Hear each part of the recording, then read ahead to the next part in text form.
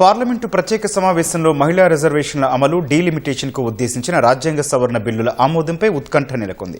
April 16న కేంద్రం 3 కీలక బిల్లుల్ని లోక్సభలో ప్రవేశపెట్టింది. లోక్సభ సీట్లను 543 నుంచి 816 వరకు పెంచి మహిళలకు 33% రిజర్వేషన్ అమలు చేయడమే వీటి లక్ష్యం.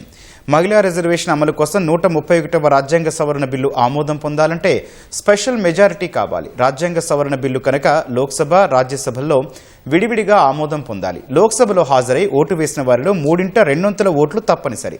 ప్రస్తుతం లోక్సభలో 540 సభ్యులున్నారు.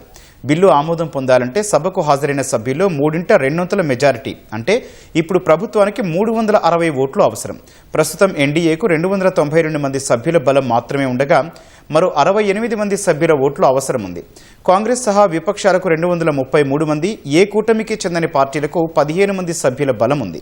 ఒకవేళ విపక్ష సభ్యులు ఎక్కువ మంది ఓటింగుకు గైర్హాజరైతే ఎన్డీఏ బలం పెరుగుతుంది. బిల్లు ప్రవేశపెట్టిన సమయంలో లోక్సభలో దానికి మద్దతుగా 251, వ్యతిరేకంగా 185 ఓట్లు వచ్చాయి.